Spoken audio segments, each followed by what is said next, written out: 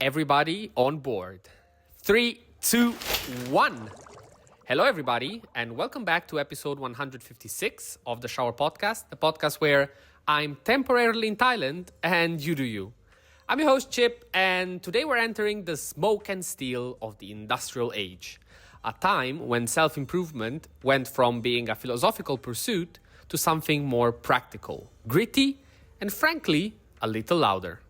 Before we start, as usual, if you end up liking this episode and overall the Shower Podcast, I really encourage you to leave a like and subscribing. They are just one click, but they really make the difference.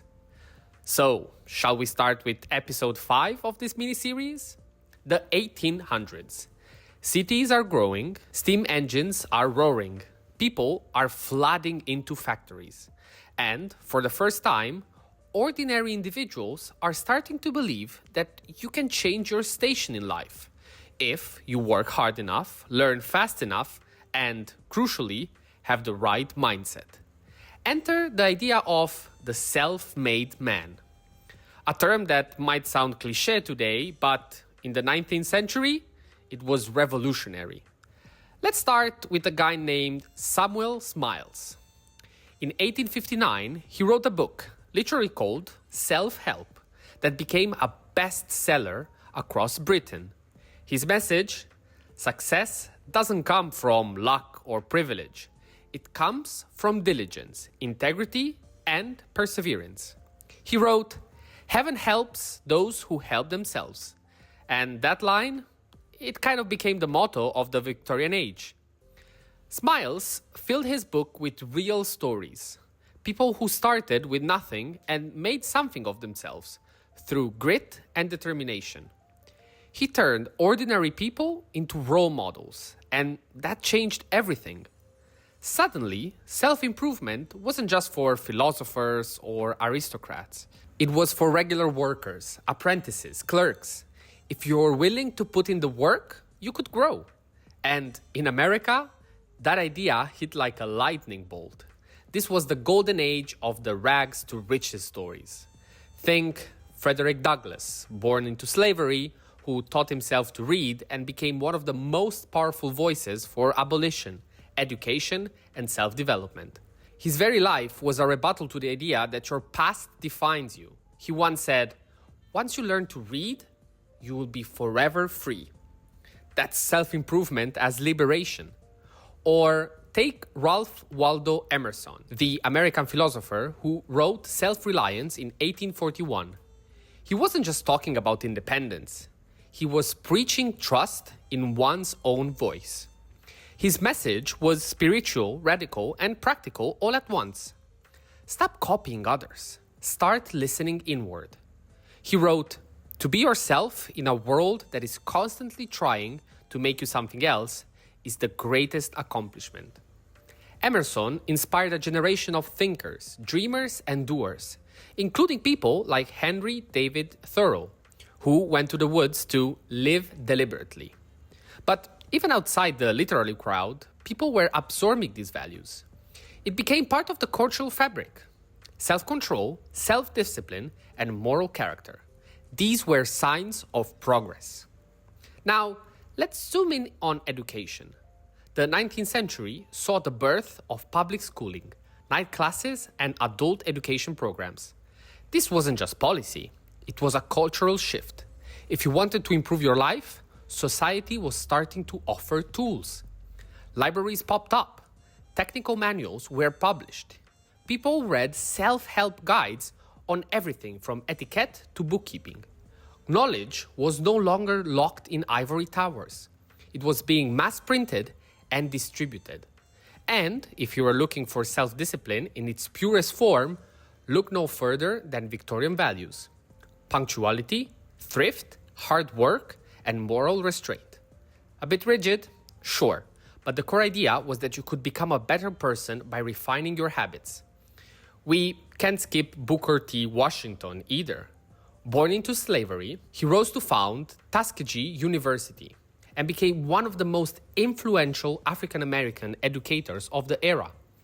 His autobiography, Up From Slavery, is still one of the most compelling personal development narratives ever written. He believed that education and hard work were the keys to both personal dignity and collective progress. So, what was really going in during this century? Well, self-improvement industrialized. It became practical, habitual, tied to outcomes. This wasn't just about enlightenment or soul-searching. It was about getting ahead in a rapidly changing world. Life moved faster, and if you wanted to keep up, you had to grow with it. So far, we've seen the 1800s as a time of grit, character, and relentless forward motion. But now, let's look at the other side of the coin. Because here's the thing. When self-improvement becomes a duty, it can also become a burden. As industrialization spread, life got faster, more urban, more structured, but also more overwhelming. People worked longer hours, chased efficiency, and lived in increasingly crowded cities. For many, especially in the working class, the dream of self-betterment turned into exhaustion. The mantra became, work harder, rise higher, prove yourself. Sounds familiar? And this is where some thinkers started to say, hold on, is this really what personal growth is supposed to feel like? Enter William James, one of the founders of modern psychology. In the late 1800s, James began exploring the science of self. He saw that beneath our behaviors were mental and emotional patterns that needed understanding. In his landmark book, The Principle of Psychology, he introduced ideas like the habit formation and willpower, but with a tone of compassion. He wrote, "The greatest discovery of my generation is that a human being can alter his life by altering his attitudes." That's not just hustle, that's mindset. And James was one of the first to connect inner work with outer change. Around the same time, outer voices were pushing back against the constant striving of the age. Spiritual thinkers like Leo Tolstoy, the Russian novelist, began exploring deeper moral and existential questions. In works like A Confession, Tolstoy asks, what if all this ambition and labor and striving is just noise? What's underneath it? He turned towards simplicity, faith, and service as a more meaningful path, not rejecting growth, but redefining what it meant. Similarly, in the US, we saw the rise of transcendentalist spirituality, which wasn't just about self-expression, it was about reconnection.